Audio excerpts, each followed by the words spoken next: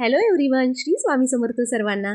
चहा बरोबर खाण्यासाठी ना आज आपण एक भन्नाट पदार्थ बघणार आहे। पौष्टिक आहे, झटपट तयार होतो आणि कुरकुरीत खमंग लागतो।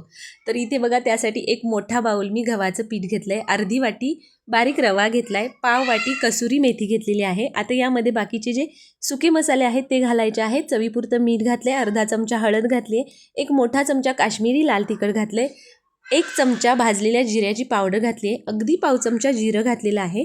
आता यामध्ये आपल्याला घालायचे आहेत खूप सारे पांढरे तीळ आणि त्यानंतर यामध्ये कडक गरम केलेलं तेल घालायचं आहे, म्हणजे तेलाचं मोहन घालायचं आहे। आणि त्यानंतर हे सगळे जिन्नस तुम्ही आधी चमच्याने मिक्स करून घ्या आणि त्यानंतर हाताने छान मिक्स करून घ्यायचं। थोडी पाणी घालून आपल्याला हे छान मळून घ्यायचं आहे। तर या पद्धतीने सगळे सुके जिन्नस मी आधी मिक्स करून घेतले आणि थोडं पाणी घालून या पद्धतीने पीठ छान भिजवून घेतलेलं आहे।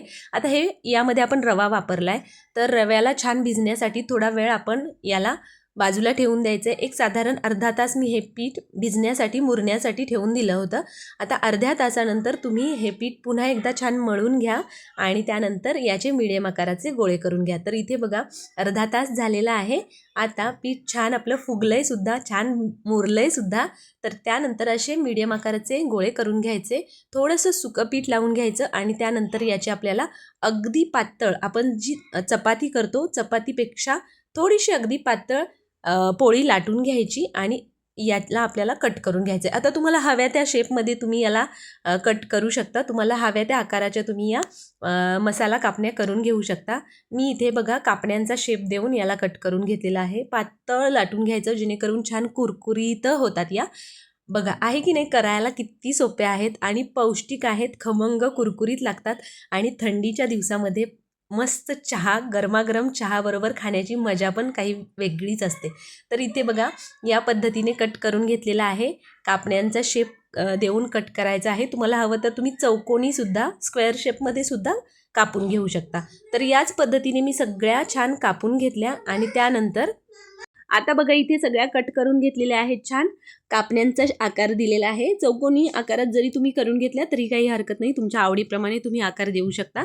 तर तुम्हाला मी आता दाखवते, अगदी पातळ करून घ्यायच्या जेणेकरून छान कुरकुरीत अशा तयार होतात।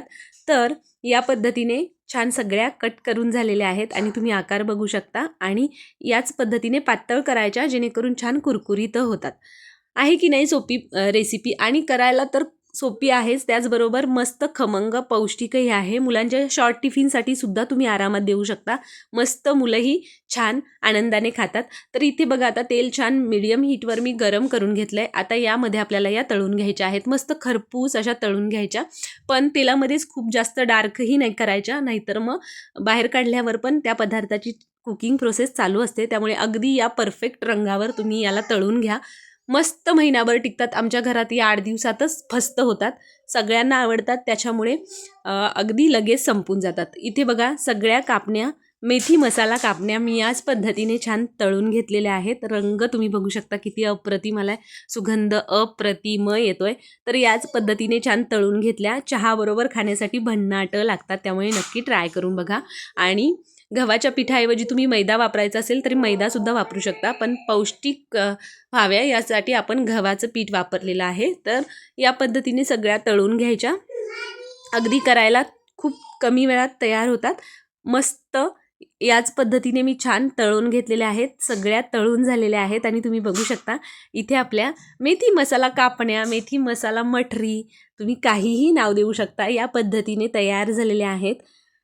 तर तुम्हाला ही रेसिपी कशी वाटली मला कमेंट करून नक्की सांगा। त्याचबरोबर तुम्हाला आपल्या रेसिपीज कशा वाटतात तेही मला कमेंट करून सांगायचं आहे। तुम्हाला जर आपल्या रेसिपीज आवडत असतील तर आपल्या आदिश्री रेसिपीज चॅनलला सबस्क्राईब करा, त्याचबरोबर बेल आयकॉन प्रेस करायला अजिबात विसरायचं नाही, जेणेकरून इथून पुढे येणाऱ्या अशाच नवनवीन छान छान आणि खमंग रेसिपीच्या नोटिफिकेशन्स तुम्हाला मिळतील आणि त्या सगळ्या रेसिपी तुम्हाला ट्राय करून बघता येतील।